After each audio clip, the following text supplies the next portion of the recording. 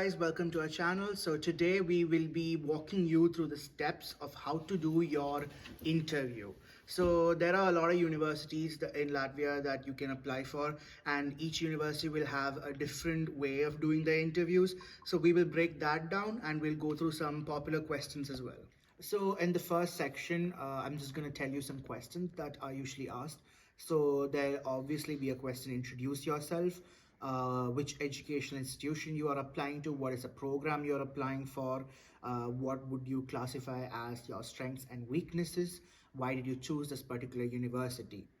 And in second section you would be asked something around what are the subjects you will be learning under this program, what are the informations you have about the system of education in Latvia and how it compares with your own, questions about your future plans in Latvia, tuition fee, registration fee, deposit fee in Latvia, maybe some questions about exchange programs as well, so that can be thought about here.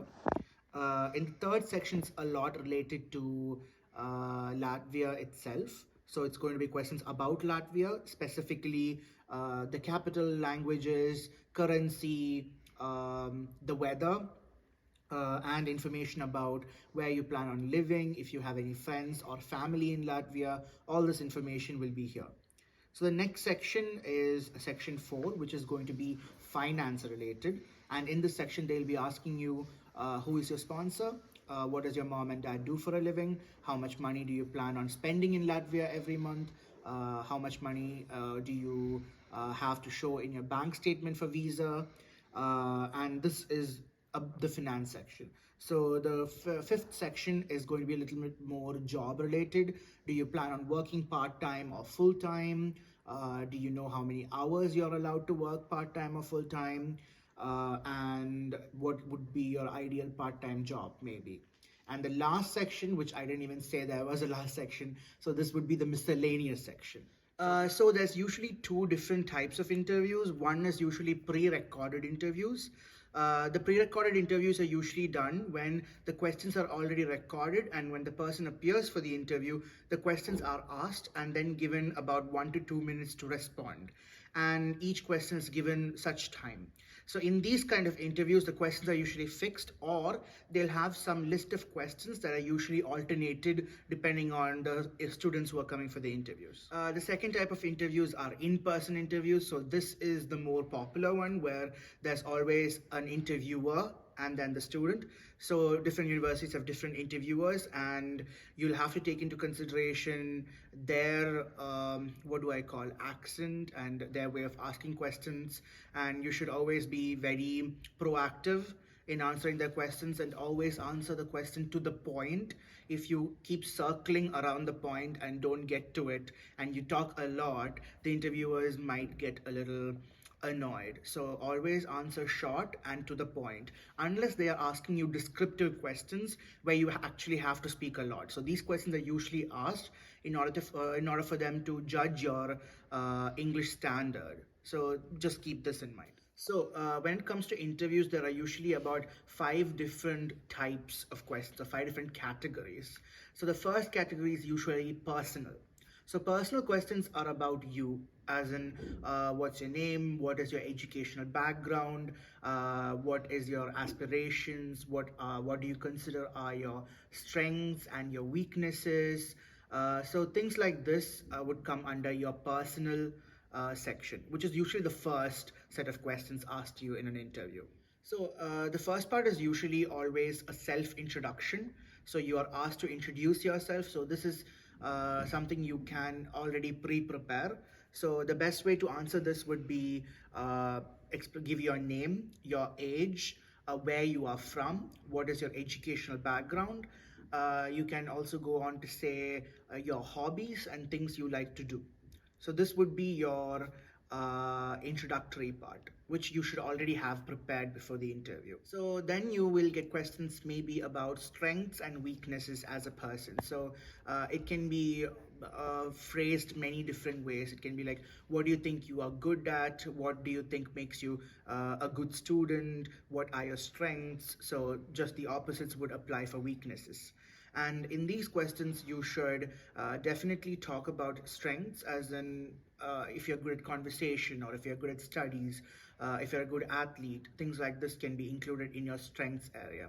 When it comes to weaknesses, make sure that when you say a weakness, you should also say how you plan on counteracting this weakness going forward. For example, if I am going to say that I am a little bit introverted, then I would have to counteract that by saying I would try to make friends with people from different countries and try to join some student clubs in order to counteract this. And I hope to see myself a little more extroverted in the future. In this section, you can also have questions about what makes you different from other applicants, which is also talking about your strengths and weaknesses. You can also be asked why you decide to choose this particular university. So therefore, you need to do some research on the university so that you can tell them some things about the particular university that makes them stand out to you. Now we'll move on to the second part. So the second part is quite simple. Here they are going to be asking you about what program you applied to, why this particular program, how this ties into your undergraduate program, if you're doing a postgraduate program, how this ties into your interests, what are your career goals, what do you plan on doing once you complete the program, what was your registration fees, tuition fees, deposit, all these kind of questions would come here in this particular section. So all these are information that you can actually look up, other than your personal motivations and how it ties into what you want to do with life. So that has to be prepared, that has to be thought about, and you can frame a good answer for these questions, and it will help you a lot. You can also be asked about the system of education in Latvia and how it compares with the system of education in your own country. So you can already look up how the Latvian education system is, because if you are planning on being a student in Latvia, it is a good thing that you would know this information. So the difference between Latvian education system and your own, you can actually talk a lot about how Latvia has more practicals compared to the theory, and this is a very widely used answer. You can also go into detail about how in Latvia the subjects are scored on a scale of 1 to 10, and this is a very important thing, I would say. So small things like this you can look up, you can learn, and you can answer these questions. So next is going to be a little bit about Latvia. So what do you know about Latvia? What is the capital of Latvia? Some food, some places, especially the weather. So this is a very important thing you should have in mind, because Latvia does have severe winters and pretty short summers. So the weather, the extreme temperatures, all this information, it's very important. So you have to know it, and I would say it's important for you to know even when you come to Latvia, because it will help you pack accordingly to the weather that you're coming to. So do your research about this and prepare. So here you can also have questions like, where do you plan on living in Latvia? Do you have any friends or family in Latvia or other European countries? Did someone recommend the university or recommend Latvia to you? So these kind of questions basically around Latvia and your motivations to come to Latvia will be asked.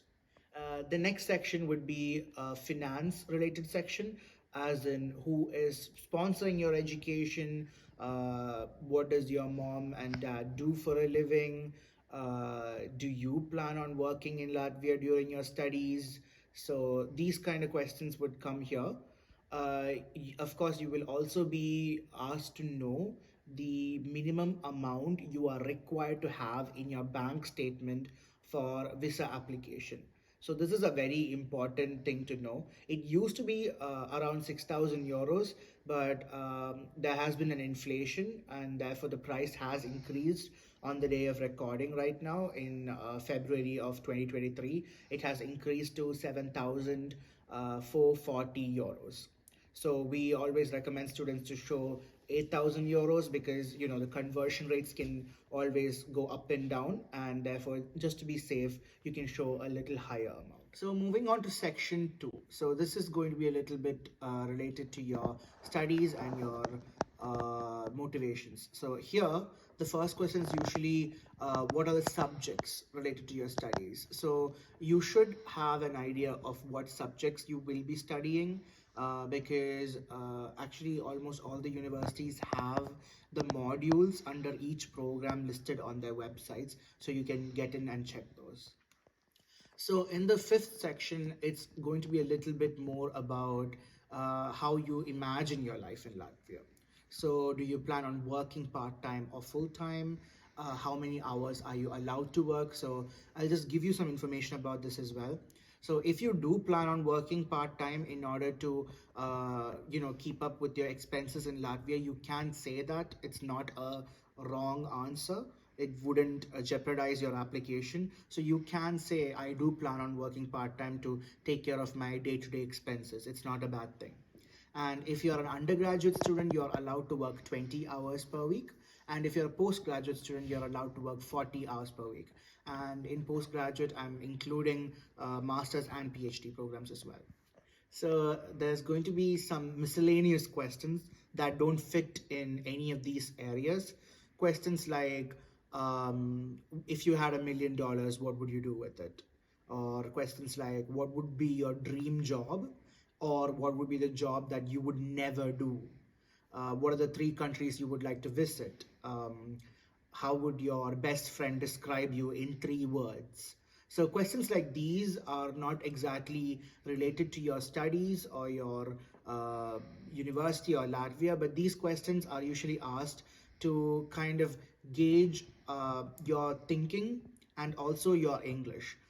So a big part of an interview is being able to think on the spot and answer the question to the point. As long as you say an answer that is valid to the asked question, it's okay. But if they ask you, what would you do with $1 million?